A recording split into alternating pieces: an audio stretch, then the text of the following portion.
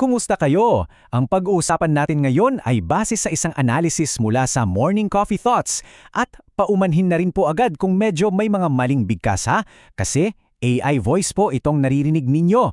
Pero kung kaya nating palampasin yon, promise, may mapupulot tayong talagang mahalaga sa kwentong ito.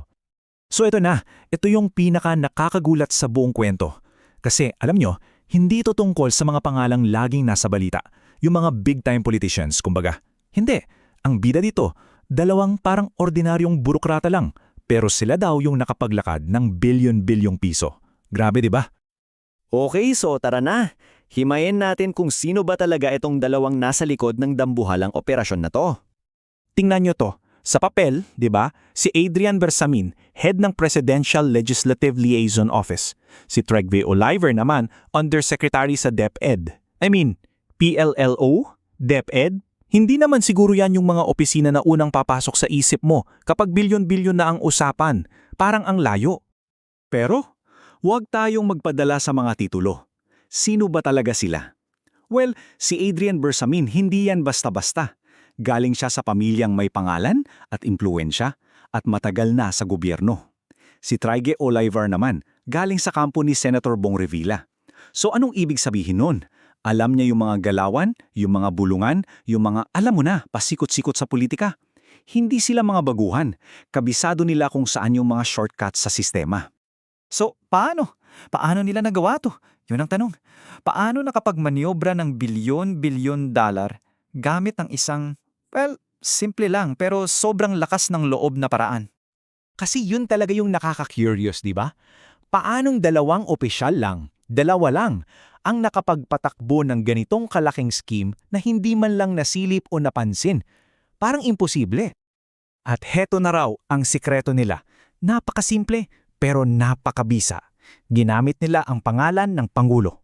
Imagine this, lalapitan daw nila yung House Appropriations Committee tapos sasabihin lang with a straight face, gusto ng presidente na magdagdag ng 100 billion. O kaya, sabi ni Lolo Lucas, ganun lang, with full confidence, walang kaba-kaba. So yung playbook nila, 3 hakbang lang pala. 1, banggitin ang pangalan ng Pangulo. 2, utusan yung komite. 3, boom, approve na yung bilyones. No questions asked. At dito mo makikita kung gaano ka-fragile yung sistema natin, no?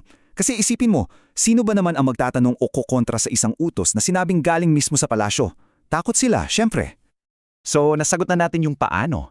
Ngayon, tanungin naman natin bakit? Bakit ito naging posible in the first place? At ang sagot ay dahil may malaking butas sa sistema. Isang butas na sinamantala nila. 8 bilyon. Ulitin ko, 8 bilyong piso. Pag nilayan natin yung numerong yan sandali, sobrang laking pera niyan. At paano yan gumalaw? Hindi yan dumaan sa bangko. Hindi wire transfer. Cash. Dinala yan in cash, sakay ng mga armored van. Saan? Sa basement ng isang hotel. Grabe, pang pelikula talaga yung galawan. At may testigo pa.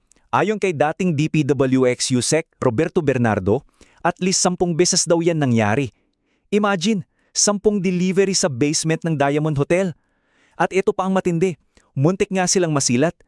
Noong Marso 2025, kasagsagan nung inaaresto si dating Pangulong Duterte, may delivery daw sila ng, get this, 2 billion pesos. Halos 2 bilyon. Ganyan sila kalakas ang loob.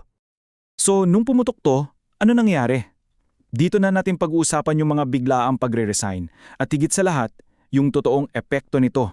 Yung malaking pagkakaiba ng kwento ng mga nasa itaas sa realidad nating mga pangkaraniwang mamamayan. Pagdating ng Nobyembre 2025, ayun na, nagbagsakan na sila na parang domino.